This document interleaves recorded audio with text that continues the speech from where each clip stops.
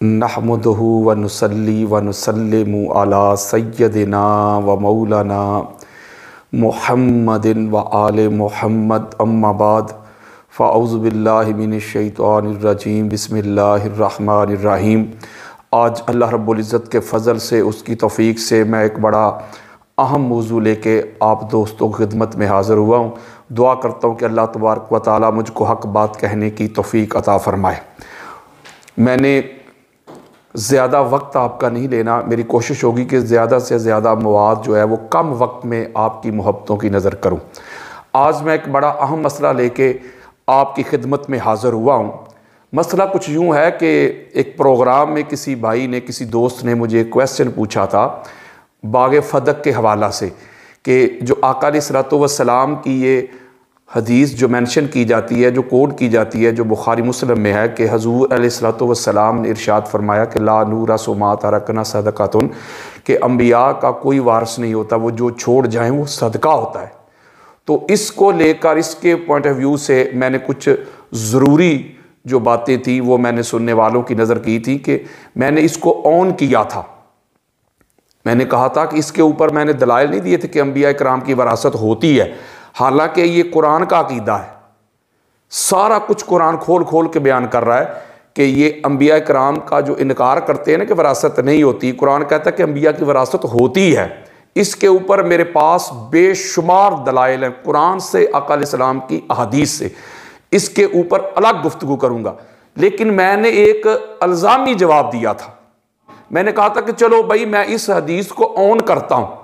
जो मौलवी साहब ये कोट करते हैं या मेंशन करते हैं, बड़ा वावेला करते हैं, बड़ा ढंढोरा पीटते हैं कि हुजूर ने फरमा दिया कि अंबिया की वरासत नहीं होती, तो इसलिए जब पाक सईदा फातिमा बतूल ज़हरा सलामुल्लाह अलैहा हज़रत अबू बकर सदीक रज़ी अल्लाह तआला अन्हु के पास तशरीफ़ लेके गईं और उन्होंने फ़दक का मुतालबा किया, तो उन्होंने आगे से हदीस पढ़ दी। तो ये मौलवी बड़ा वावेला करते हैं, बड़ा शोर गोगा करते हैं कि उन्होंने हदीस पढ़ी थी, अंबिया की वरासत होती ही नहीं। तो मैंने इसको कबूल करते हुए, इसको ऑन करते हुए मैंने कुछ इल्ज़ामी जवाब दिए थे कि अल्लाह के बंदो, अगर अंबिया की वरासत नहीं होती तो फिर आका अलैहिस्सलातु वस्सलाम की जो अज़वाज हैं, उम्मुल मोमिनीन हज़रत आयशा सिद्दीक़ा रज़ी अल्लाह तआला अन्हा, वो फिर किस हक़ से हुज़ूर अलैहिस्सलाम के घर में रही? फिर हज़रत अबू बकर सदीक या हज़रत उमर बिन ख़त्ताब, वो किस हक़ से आका अलैहिस्सलातु वस्सलाम के उस घर में उनकी तदफीन हुई? तो ये मैंने एक सवाल किया था।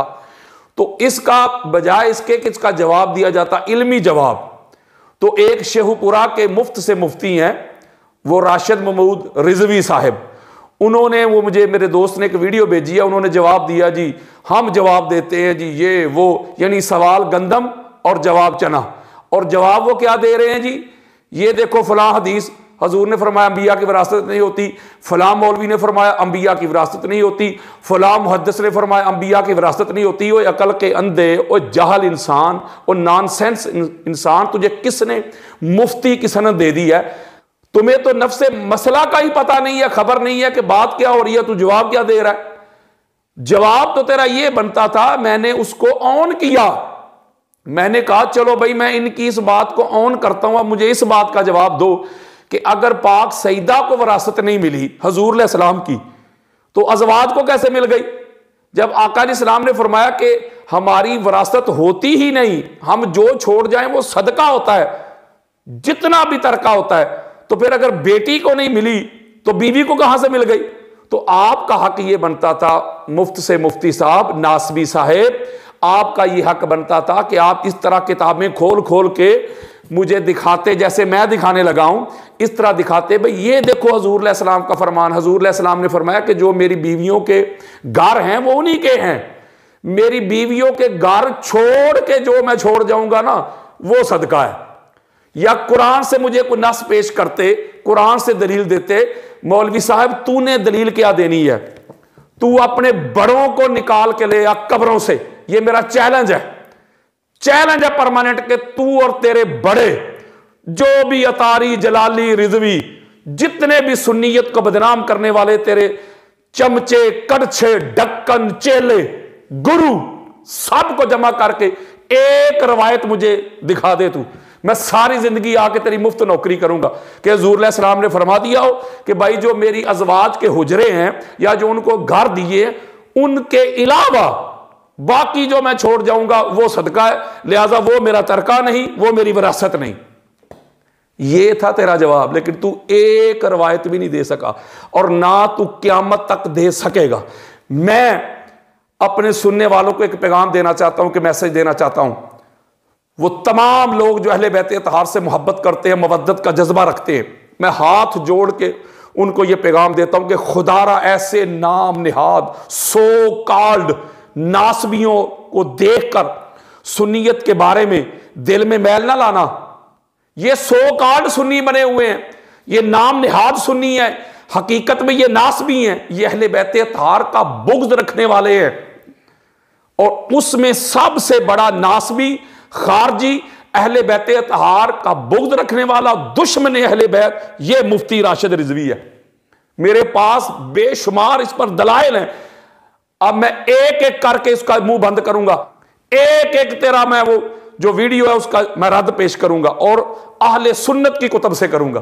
इतना बड़ा जाहिल, इतना बड़ा अहले बैत अतहार से बुग़्ज़ और हसद रखने वाला है ये बंदा नासबी, कि किसी ने सवाल किया अहले बैत अतहार के नाम के साथ अलैहिस्सलाम लिखा जा सकता है, तो कहता नहीं नहीं नहीं, मुख्तसर कहता नहीं लिखा जा सकता। और दलील क्या दे रहा है? इसको कहते हैं मुफ्ती आजम, ये है इनका मुफ्ती। इसके वो जो चमचे कड़छे ढक्कन है ना, वो कहते हैं क्या बात है जी, सुन्नियों का शेर है, ये शेर है, ये तो गधा भी नहीं है, गीदड़ भी नहीं है, ये बिल्ली भी नहीं है, ये जिसको तुम सुन्नियों का शेर कह रहे हो। सवाल किया गया तो जवाब क्या दे रहा है? कहते हैं जी ये जितनी भी बैरूत की किताबें प्रिंट हो रही हैं ना, बुखारी मुस्लिम, जिसमें पाक सईदा फातिमा बतूल ज़हरा सलामुल्लाह अलैहा के नाम के आगे अलैहिस्सलाम लिखा है, बुखारी ने या मुस्लिम ने, या दीगर अहले बैत अतहार के जो नफूस है उनके आगे अलैहिस्सलाम लिखा है। कहता है वो जो उधर बैठे हुए ना जो कंपोजर हैं लेबनान में, वो शिया हैं, तो लिहाजा वो शिया जो है ना वो शिया लिख देते हैं अलैहिस्सलाम, इसकी कोई हकीकत नहीं है। ये है इनका इल्मी मेयार, ये है इनका मुफ्त से मुफ्ती। बल्कि मैंने इसके ऊपर वीडियो रिकॉर्ड करवाई है। मैंने ऐसे बुखारी जो दारुसलाम और रियाद सऊदी अरब की छपी हुई, मैंने 700-800 साल पुरानी किताबें वो जो प्रिंट हुई हुई हैं उनसे दिखाया अलैहिस्सलाम। अब मुझे बता के सऊदी अरब में भी कोई शिया बैठते हैं कंपोजर? ये है इनकी हकीकत।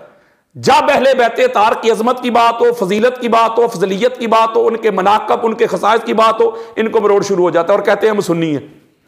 इन्होंने सुन्नियत का चेहरा गदला करके लोगों के सामने पेश किया है। इन्होंने सुन्नियत को खारजियत की तरफ धकेल दिया है, नासबियत की तरफ धकेल दिया है। इन्होंने सुन्नियत को ऐसे बदनाम किया है कि लोग सुन्नियत का नाम सुन के भागना शुरू हो गए।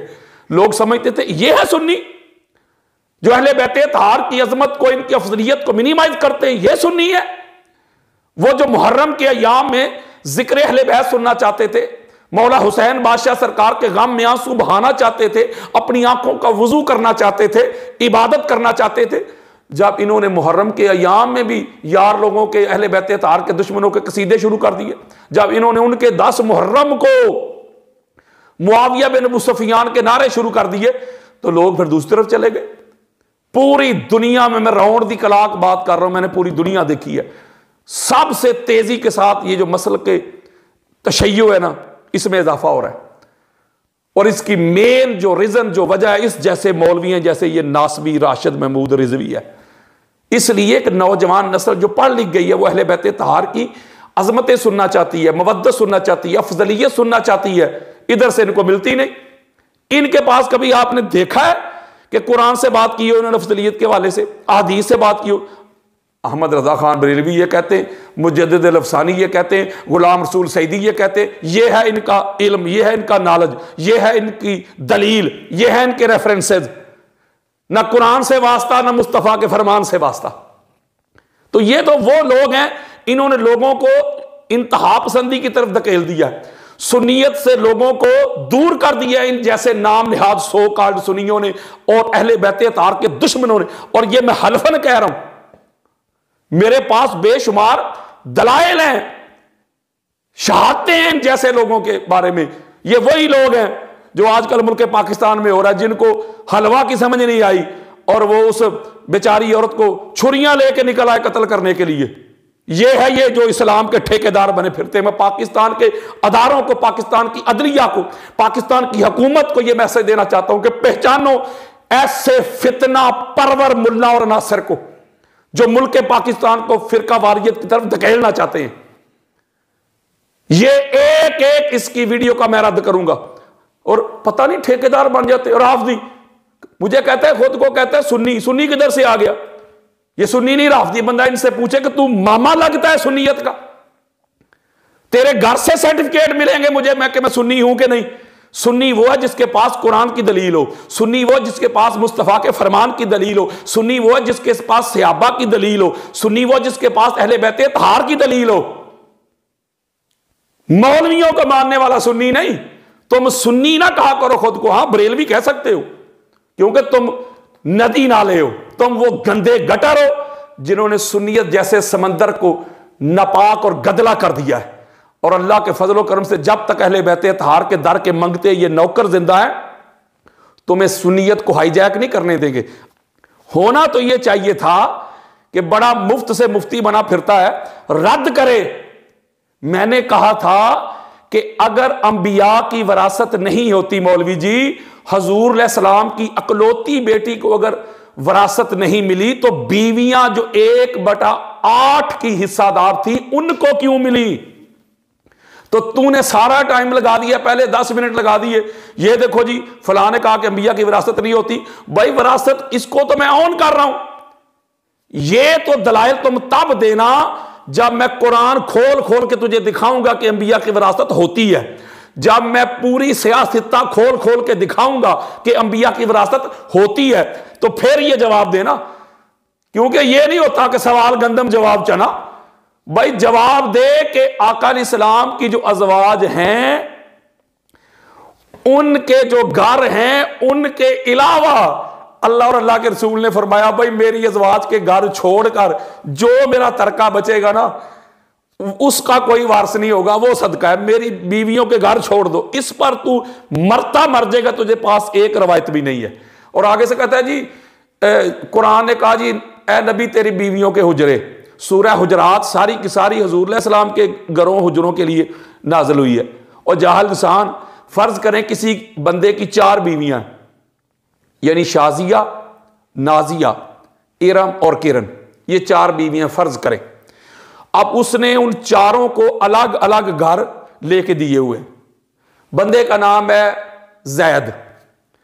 अब उसने 4 अलग अलग घर तमीर करवाए और अपनी बीवियों को अलग अलग रखा।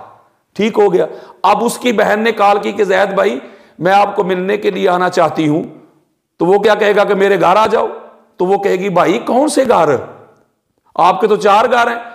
तो फिर वो अपनी बीवी का नाम लेके कहेगा कि शादिया के घर आ जाओ मैं उधर हूं, या नाजिया के घर आ जाओ मैं उधर हूं, या इरम और किरण के घर आ जाओ मैं उधर हूं। तो इसका क्या मतलब है कि जिस घर में उसने अपनी बीवियों को रखा हुआ है वो घर उनके हो गए, वो घर उनके नहीं हुए। जब अल्लाह ना करे ज़ैद का इंतकाल हो जाएगा तो वो जिस घर में उसकी बीवियां रहती थी, वो जिस घर में रहती थी वो उस घर की मालका नहीं बन गई, बिल्कुल नहीं बनी।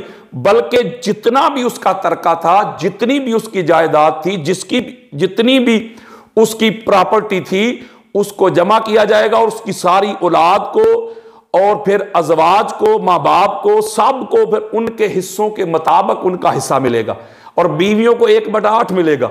घर स्किप नहीं होंगे, विरासत से निकलेंगे नहीं जिस तरह मौलवी निकाल रहा था। और आगे कह रहा था हुजूर ने हिबा की है। चलो अल्लाह का शुक्र है कि इन जैसे मौलवी भी मान रहे हैं कि हुजूर भी हिबा भी करते थे, लेकिन रवायत एक नहीं दिखा सका और ना दिखा सकेगा, मर जाएगा। बड़े मरे हुए भी कब्रों से निकाल के ले आएगा, लेकिन एक सिंगल रवायत भी नहीं मुझे दिखा सकता कि हुजूर ने फरमाया कि आयशा ये तेरा घर है और ये तेरा हो गया, इसके अलावा मैं जो छोड़ूंगा वो सदका होगा। ए हफ्जा ये तेरा घर है, इसके अलावा मैं जो छोड़ूंगा वो सदका होगा। या हुजूर ने फरमाया भाई मेरी अज़वाज के घर छोड़ के जो कुछ तरका वो बाग होगा ना मेरा फदक, वो सदका है बाग, चूंकि वो सईदा को ना मिल जाए। लेकिन जो मेरे बीवियों के पास है वो सदका नहीं, वो मालिका है। इसे कहते हैं हसद और बुग़्ज़। इसे कहते हैं कि अपनी मनपसंद की तशरीह, यानी अहले बैत के लिए मेयार और सहाबा के लिए मेयार और कहते हैं हम अहले बैत से मोहब्बत करने वाले, ये है सुन्नी। मैं जरा कुरान से भी दलील देता हूं, फिर मैं आता हूं दूसरी तरफ। कुरान मजीद फुरकान हमीद की सूरह निसा उसकी आयत नंबर 11 पढ़ें आप। उसमें अल्लाह रब्बुल इज्जत ने ये जो फरमाया ना, यूसीकुमुल्लाहु फी औलादिकुम, कि अल्लाह तुमको तुम्हारी औलाद के बारे में वसीयत करता है। वो वसीयत क्या अल्लाह करता है कि जो बेटा है यानी मेल है उसका हिस्सा 2 औरतों 2 बेटियों के बराबर होगा।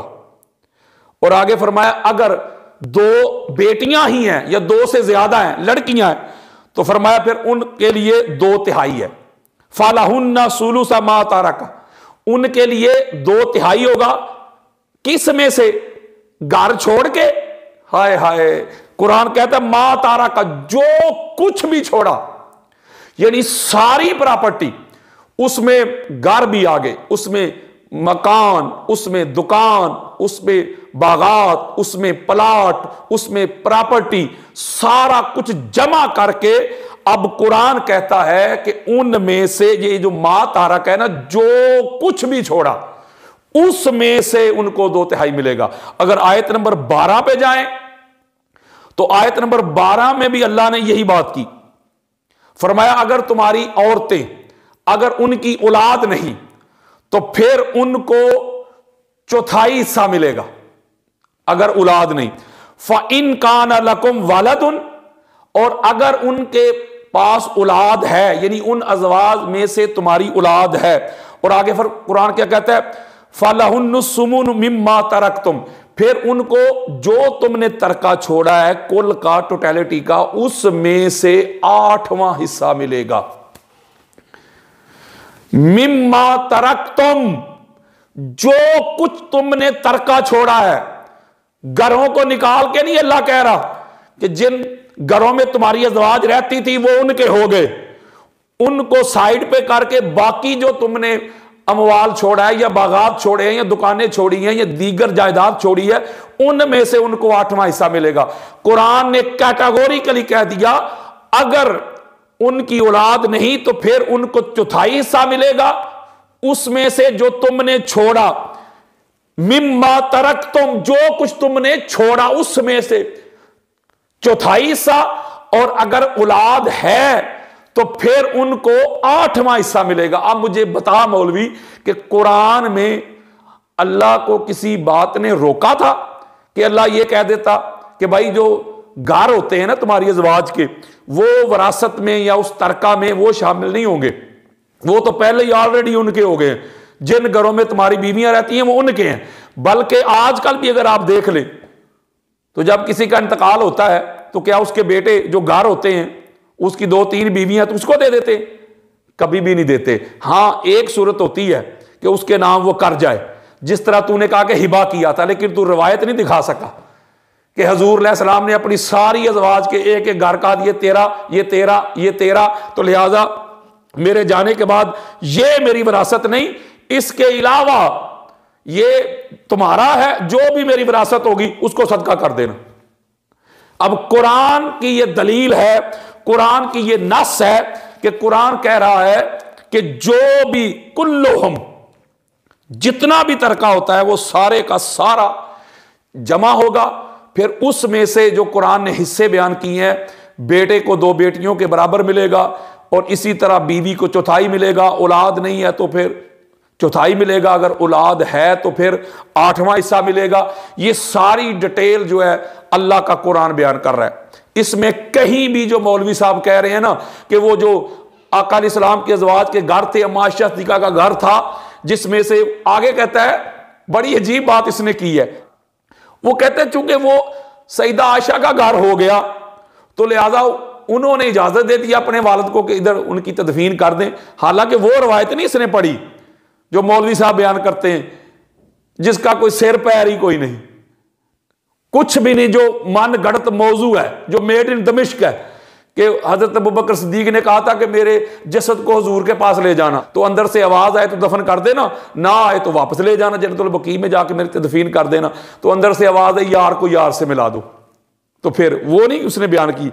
अगर बयान करता तो फिर मैं उसकी भी जरा दजियां उड़ाता, उधर नहीं गया। कहता वो उनके वालिद जो थे तो उन्होंने अपने हिस्से में उनकी तदफीन कर दी, और हजरत उमर के लिए वो कहता है फिर कोई दरवाजा नहीं खुला, उन्होंने इजाजत मांगी। भाई इजाजत कैसे मांगी? वो तो उस घर की मालका ही नहीं, वो तो रसूलुल्लाह का घर है। उनका उधर दफन होना उस वक्त कुरान और हदीस के ऐन मुताबिक होता जब वो रसूलुल्लाह सल्लल्लाहु अलैहि वसल्लम की ज़ाहरी हयात में उनसे इजाजत लेते, मालिक से इजाजत लेते, तो फिर जायज था। और दूसरी तरफ अगर यह बात तेरी मान ली जाए तो फिर इमाम हसन बिन अली अलैहिस्सलाम के साथ क्या हुआ?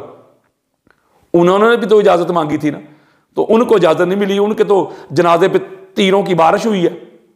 तो इसका मतलब फिर इधर कोई तेरी अगर बात मान ली जाए तो साफ साफ नजर आ रहा है कि अम्मा आयशा सिद्दीका को मौला हसन अलैहिस्सलाम से कोई दुश्मनी थी, अदावत थी, उन्होंने उनको इजाजत नहीं दी।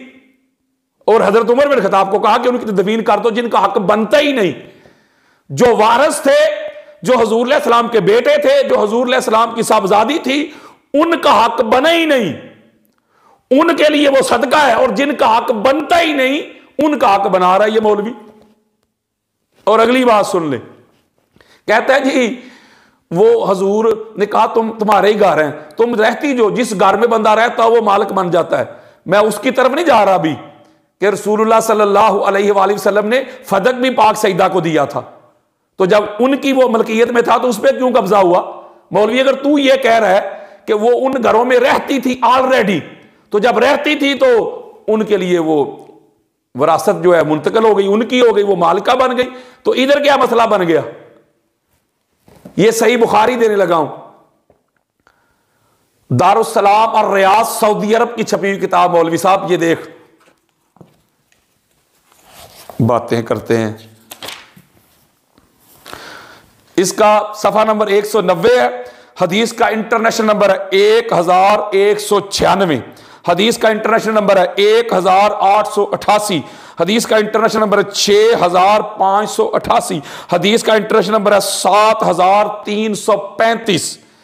4-5 मरतबा इमाम बुखारी अपनी सही में यह रवायत लेके आए। आका अलैहिस्सलाम ने फरमाया मा बैना बैती व मिंबरी रौदतुम मिन रियाजिल जन्नह, मेरे घर से लेके, मेरे हुजरा से लेके मेरे मिंबर तक जितनी भी जगह है रियाजुल जन्नह है। किसके घर से लेके? रसूलुल्लाह के घर से लेके आका अलैहिस्सलाम का घर, जिस घर में हजरत अबू बकर हजरत उमर की तदफीन हुई है वो रसूलुल्लाह का घर है, किसी और का नहीं। एक तरफ तो तुम कहते हो कि अंबिया की विरासत नहीं होती, वो जो छोड़ दे सदका होता है, तो फिर हजरत अबू बकर सिद्दीक को चाहिए था कि बेटा आयशा जब तक आप हयात थे तब तक आप उनके निकाह में थी, तो उनके घर में थी, तो कोई बात नहीं। अब आका अलैहिस्सलाम का विसाल हो गया तो अंबिया की तो विरासत होती ही नहीं, तो रसूलुल्लाह का घर छोड़ दे, आप मेरे घर में आ जाएं। तो फिर मौलवी साहब तेरा चूरन बिकता, फिर हम बात तस्लीम करते भाई बात ठीक है, अंबिया की विरासत नहीं होती, तो लिहाजा हजरत अबू बकर सिद्दीक ने अपनी बेटी को वापस बुला लिया, हजरत उमर बिन खत्ताब ने वापस बुला लिया, तो लिहाजा बात जायज़ है, वैलिड है। लेकिन सारी जिंदगी वो उधर ही नहीं, बल्कि फैसले उस घर के वो करती थी कि इधर कौन दफन होगा कौन नहीं होगा, और सारे घर के ऊपर ये बातें कड़वी होती हैं और कहते हैं गुस्ताखी हो गई। अगर गुस्ताखी है तो ये फिर बुखारी भी गुस्ताख थे, फिर कहो ना कि ये सारे गुस्ताख थे। और अगली बात, मैंने ये सारी 6 की 6 हमारी जो सिहासिता की चोटी की किताबें निशान लगाए हुए हैं, जहां जहां भी विरासत का जिक्र है, किसी एक सिंगल रवायत में नहीं है कि आका अलैहिस्सलाम ने मकान को, घर को विरासत से निकाला हो या इस्तिस्ना कर दिया हो कि भाई घर के अलावा जो छोड़ जाए ना उसकी विरासत नहीं, या किसी के लिए कहो कि घर को निकाल दो। ये बुखारी है, इसको पढ़ के देख लें, ये मुस्लिम है, इसको पढ़ के देख लें, ये अबू दाऊद है, इसको पढ़ के देख लें, ये इब्ने माजा, ये मैंने निशान लगाए, वक्त बचा रहा हूं, इब्ने माजा, इसको पढ़ के देख लें, ये जामे तिरमिज़ी और सारी अरबी की सऊदी अरब की छपी हुई किताबें, इसको पढ़ के देख लें, ये सुनन नसाई है, इसको पढ़ के देख लें। एक सिंगल रवायत दिखा मौलवी कि जिसमें हजूर ने फरमाया हो कि भाई मकान जो है वो जहां रहती हैं वो अज़वाज वो उन्हीं के हैं, तो लिहाजा उनको निकाला जाए। अगली बात ये जो कहते हैं ना कि मकान नहीं थे वरासत में शामिल, अब पता करते हैं कि शामिल थे कि नहीं। यह हदीस देना चाहता हूं, सही बुखारी दारुस्सलाम और रियाद सऊदी अरब की छपी हुई किताब। हदीस का इंटरनेशनल नंबर है 3092। हदीस का इंटरनेशनल नंबर है 3093। इसमें जब पाक सईदा फातिमा तो ज़हरा सलामुल्लाह अलैहा उन्होंने जब जाके मुतालबा किया है, तो वो मुतालबा में क्या कहा है वो जरा सुने, और आगे से जो जवाब आया है हजरत अबू बकर की तरफ से, वो जवाब क्या है वो जवाब सुने। जब पाक सईदा ने मुतालबा किया अपनी मिरास का, फदक का, तो आगे से जवाब क्या है वो कहते हैं कि फ़क़ाल लहा अबू बकर इन्ना रसूलल्लाह सल्लल्लाहु अलैहि वसल्लम क़ाल ला नूरसु मा तरकना सदक़तुन।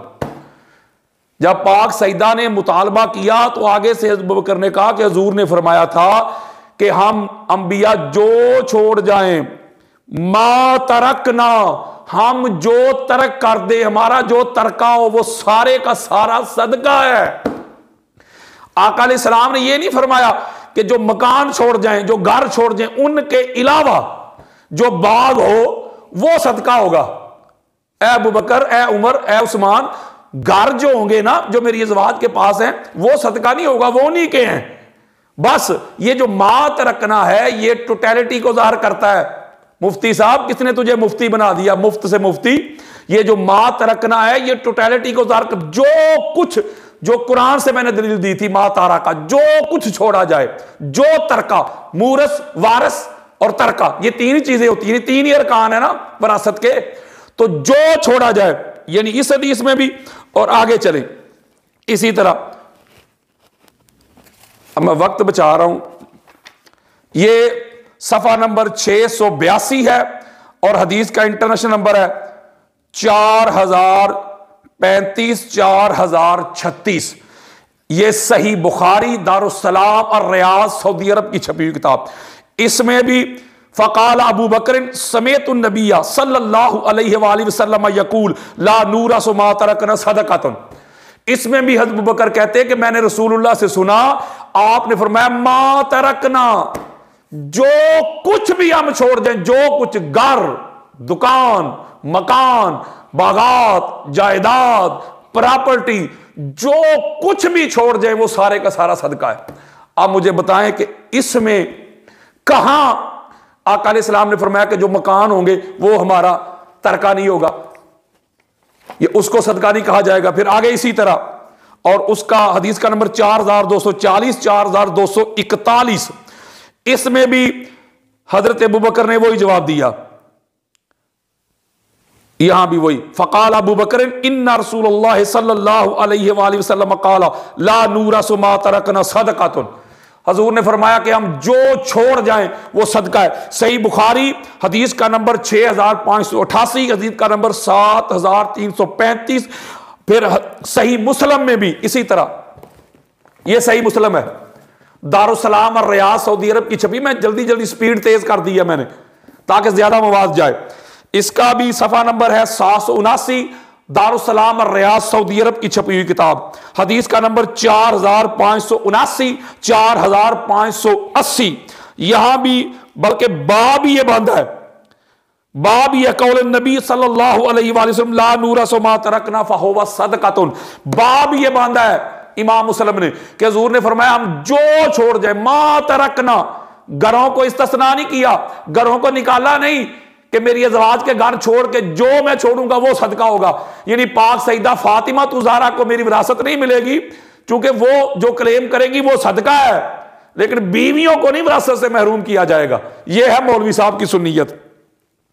इसी तरह फिर सही मुस्लिम की हदीस का नंबर 4582 4580 4579। और इसी तरह फिर सिलसिला हदीसु सहिया इमाम नासिरुद्दीन अलबानी की, उसकी हदीस का नंबर 2050, वो भी कह रहे हैं मा तरकना हुआ सदक़तुन। इसी तरह फतहुल बारी इमाम इब्न हजर अस्कलानी की फतहुल बारी जिल्द नंबर 12 हदीस का नंबर 6347। मौलवी पढ़, वहां भी यही लफ्ज है। अबू बकर कह रहे हैं वही लफ्ज ला नूरा सो मा तरकना सदकतुन, हुजूर ने मा तरकना, जो छोड़ जाए, जो छोड़ जाए वो क्या है, वो सदका है।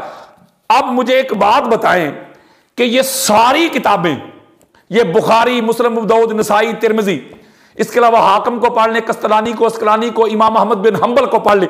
मैंने चैलेंज किया कि एक सिंगल रवायत लेके आ, सिंगल, कि जिसमें हजूर अलैहि सलाम ने यह फरमाया हो कि भाई ये जो घर है ना, उनके अलावा जो कुछ मैं छोड़ूंगा वो सदका है। या कुरान ने कहा हो, कुरान की कोई एक आयत बताओ कि जिसमें जो प्रॉपर्टी है, जो बंदे का तरका होता है, उसमें घर शामिल ना हो। तो क्या वो घर जो है बीवी का जो 1/8 है या 1/4 है, अगर औलाद ना हो तो क्या वो घर के अलावा जो तरका होगा उसमें से वो हिस्सादार बनेगी? कोई शर्म कर, कोई हया कर। मैंने कहा तू एक सिंगल रवायत नहीं ला सकता। तो अब ये पता चला कि अगर दोनों तरफ से फंसेंगे, अब तो अगली जो किस्त आएगी उसमें तो मैं दलाइल दूंगा, अंबार लगाऊंगा कि अंबिया की विरासत तो होती है। ये दोनों तरफ फंसेंगे। अब ये कह रहा है कि वो जो घर थे वो रसूलुल्लाह ने हिबा किए थे, अब उसकी रवायत नहीं दे सका। अब मौलवी की तो नहीं ना हमने माननी। अब क्या आका अलैहिस्सलातु वस्सलाम कुरान से हट के कोई बात कर सकते? फिर इसके अलावा हमारा इजमा इसके ऊपर, इमाम शाफी हो, इमाम मालिक हो, अहमद बिन हंबल हो, हर एक ने लिखा है कि जो रवायत कुरान से टकराए उस रवायत को तर्क किया जाएगा, कुरान को पकड़ा जाएगा। तो कुरान किसी एक मुकाम पे भी नहीं कहता जो भी तर्क किया, जो भी तर्का है उसमें से हिस्सा मिलेगा 1/8। और मौलवी कह रहा है कि नहीं, वो घर हजूर अलैहि सलाम की प्रॉपर्टी में नहीं थे, वो उनको हिबा किए थे, रवायत कोई नहीं, इसकी अपनी मर्जी।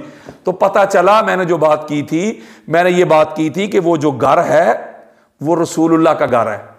तो लिहाजा अगर रसूलुल्लाह की अकलौती बेटी थी, वो जो आधे की हिस्सादार थी पूरी प्रॉपर्टी की, उनको हिस्सा नहीं मिला कि अंबिया की विरासत नहीं होती, तो जो बीवियां 1/8 की हिस्सादार थीं उनको हिस्सा कैसे मिल गया? मौलवी साहब, ये तू अगर मगर दाएं बाएं आए शाएं करता रहेगा, तेरे पास नस्लें तेरी खत्म हो जाएंगी। तेरे पास दलील नहीं कोई कि तू इस तरह ला के दलील मुझे दिखाएगा ये हुजूर ने फरमाया कि घरों को छोड़ के।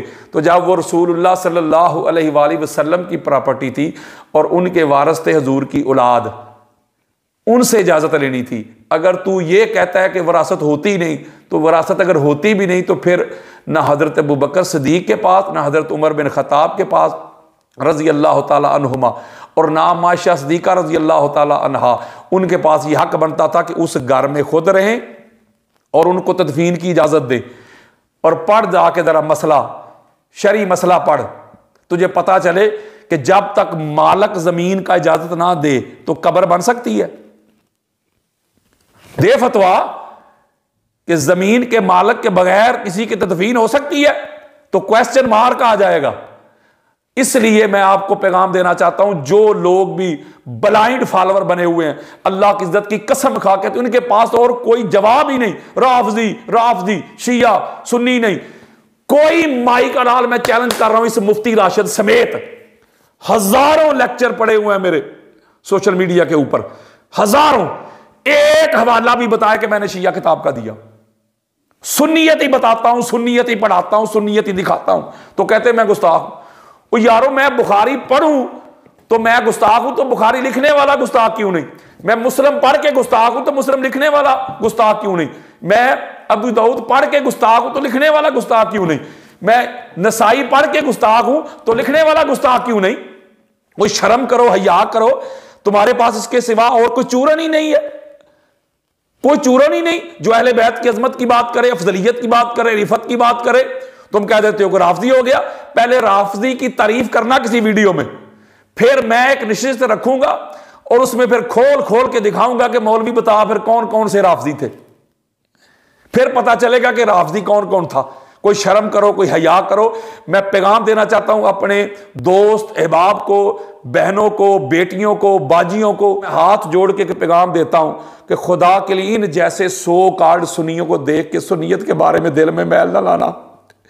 सुन्नी तो होता ही वो है जो अहले बैत की अफजलियत का कायल हो। सुन्नी तो होता ही वो है जो पाक सईदा का जिक्र सुन के गर्दन झुका दे। ये है इनका तबका जो कहते कि माज अल्लाह पाक सईदा खता पर थी, माज अल्लाह, कहते ये है सुन्नी। इनको इनकी इस तरह की सुन्नियत मुबारक, मैं थूकता हूं तुम्हारे इस अकीदे पे जो रसूल की बेटी को खता पर कहे, जो कहे उनका बनता ही नहीं था, उनको हदीस का पता ही नहीं था, माज अल्लाह, उनको मुगालता लग गया था, माज अल्लाह उनको गलती लग गई थी, नकले कुफर कुफर नबाशित, ये है इनकी सुन्नियत।